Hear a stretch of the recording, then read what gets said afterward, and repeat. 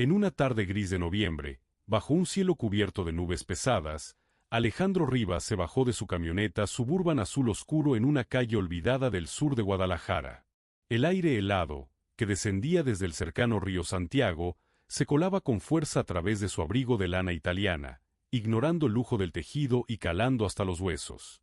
Se detuvo por un momento, observando el panorama, edificios antiguos, muchos de ellos con fachadas descascaradas, ventanas rotas y grafitis descoloridos. Pero sus ojos se centraron en una construcción de 3 niveles, cuya pintura amarilla se desvanecía y los balcones de hierro forjado mostraban signos de óxido. Era uno de esos bienes raíces que, aunque modestos y deteriorados, formaban parte de su larga lista de propiedades adquiridas como inversión durante los últimos años. Por lo general, Alejandro no se ocupaba de asuntos tan menores. Para eso estaban sus administradores, eficientes y discretos. Sin embargo, ese día algo le había hecho cambiar de parecer. El departamento 3B había acumulado una deuda de 3 meses, y pese a los avisos enviados, no había habido respuesta. Un silencio que se le hacía extraño. Los informes señalaban que la inquilina era una mujer llamada Camila Herrera, una maestra de primaria que había vivido allí desde hacía casi 6 años. Siempre fue puntual con sus pagos, reservada y tranquila. Esa constancia había hecho que nunca antes se le prestara demasiada atención. Pero ahora algo no encajaba. Mientras subía por la escalera de cemento agrietado, el eco de sus pasos rebotaba por el pasillo vacío. Un olor a humedad y madera vieja se mezclaba con el aire frío. Recordó vagamente una carta que su asistente le había mostrado semanas atrás, un reclamo de Camila, donde hablaba de una situación médica complicada. En aquel momento, él no le prestó mucha atención. Pensó que era otra excusa más, como tantas otras que solía recibir de inquilinos morosos. Al llegar al 3er piso, notó que la puerta del 3B estaba ligeramente entreabierta. Su ceño se frunció. Tocó suavemente. «¿Señora Herrera?», llamó con voz firme pero no agresiva. Nadie respondió. Empujó la puerta lentamente. El interior del apartamento estaba oscuro, las cortinas cerradas. Apenas se colaba algo de luz entre los pliegues. Había silencio, un silencio denso, incómodo. En el aire flotaba un aroma sutil a medicamentos y sopa fría. En una esquina, junto a una mesa redonda, vio una pila de papeles, facturas médicas, recetas, y lo que parecía ser una nota escrita a mano. Un nudo se le formó en el estómago. «¿Camila?», repitió, avanzando un paso más. Entonces escuchó un leve sonido, como un quejido. Al girar hacia el sofá, vio una figura delgada, envuelta en una manta, con el rostro pálido y los ojos hundidos. Era ella. Camila lo miró con dificultad, y apenas logró esbozar una sonrisa débil. «Sabía que vendría usted, tarde o temprano», susurró. Alejandro sintió un vacío extraño. No era la escena que esperaba. No había reclamos, ni gritos, ni excusas. Solo una mujer sola, visiblemente enferma, resistiendo en silencio. En ese instante, algo dentro de él se removió.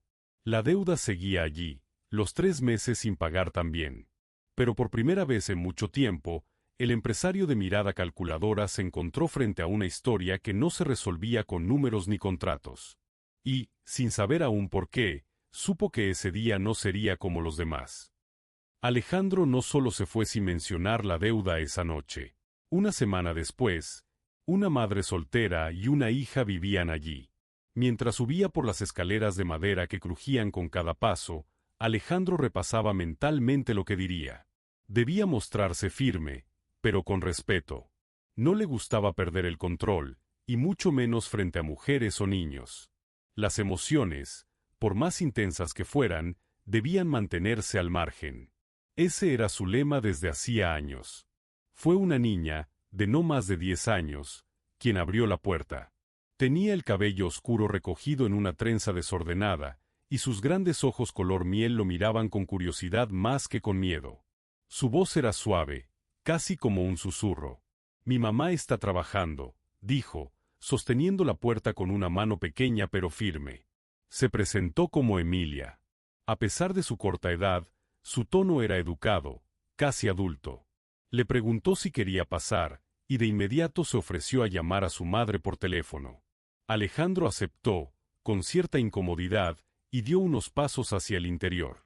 Esperaba encontrar un departamento descuidado, tal vez desordenado, como tantos otros en condiciones similares. Pero lo que vio lo sorprendió. El lugar era sencillo, sí, pero estaba impecablemente limpio. Había detalles que hablaban de amor, de esfuerzo, de dignidad. Sobre la mesa de la cocina reposaba una antigua máquina de coser. A su lado, montones de telas cuidadosamente dobladas, hilos de colores y diminutos vestidos de muñeca, algunos aún sin terminar. «Ayudo a mi mamá a coser», dijo Emilia con una sonrisa tímida. «Hacemos ropa para muñecas. A veces la vendemos por internet». Alejandro la miró, sorprendido por la naturalidad con la que hablaba.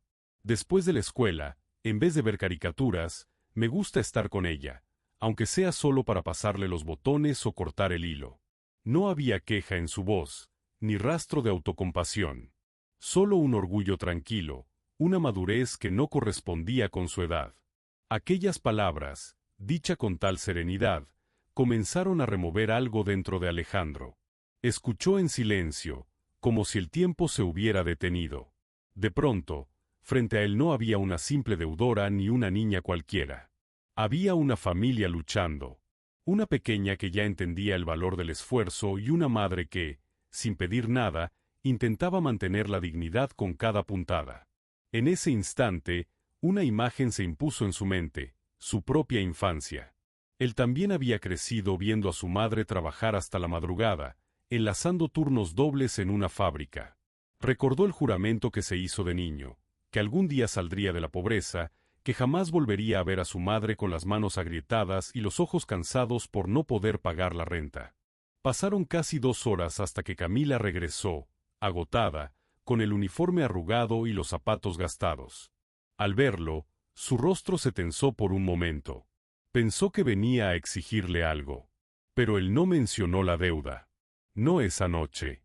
Solo le ofreció una taza de café y, mientras ella la aceptaba con la misma sorpresa con la que se recibe un acto de bondad inesperado, Alejandro supo que algo en él también estaba cambiando. Alejandro no solo se fue sin mencionar la deuda esa noche. Al día siguiente, volvió con una propuesta. Le ofreció a Camila un plan de pagos accesible y, además, una oportunidad de empleo. En su empresa, específicamente en el departamento de diseño de interiores, buscaban a alguien con habilidad manual, sentido estético y atención al detalle. No se necesitaba un título elegante, sino talento genuino y compromiso. Y eso, él ya lo había visto en ella. Mientras bajaba las escaleras del edificio, con el eco de sus pasos resonando detrás, Alejandro sintió que, por una vez, había hecho algo más que resolver un problema administrativo. No se trataba solo de salvar el alquiler. Esa noche comprendió, quizá lo había olvidado, que detrás de cada cifra, detrás de cada renglón en un informe de ingresos, hay vidas. Hay historias. Hay personas. Una semana después, Emilia recibió una sorpresa que jamás olvidaría. Frente a la puerta del departamento, cuidadosamente envuelta en papel marrón y atada con un lazo rojo, apareció una máquina de coser completamente nueva.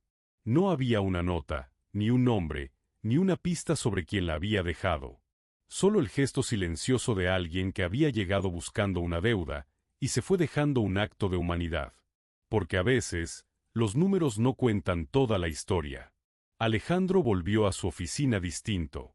No había salvado solo un alquiler, había recordado algo esencial, que detrás de cada puerta hay una lucha invisible, que no todos los silencios son despreocupación, y que la compasión puede abrir caminos donde antes solo había cálculos fríos. Moraleja. En un mundo que parece moverse solo por dinero y resultados, nunca subestimes el valor de mirar con el corazón.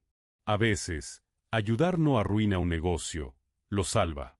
Si esta historia tocó algo dentro de ti, cuéntanos en los comentarios qué fue lo que más te conmovió. Dale like si crees que el mundo necesita más personas como Alejandro. Suscríbete y activa la campanita para seguir viendo historias reales y emotivas que nos recuerdan lo mejor del ser humano. Comparte este video con alguien que necesite recuperar la fe en la gente. Nos vemos en la próxima historia. Aún quedan muchas más por contar.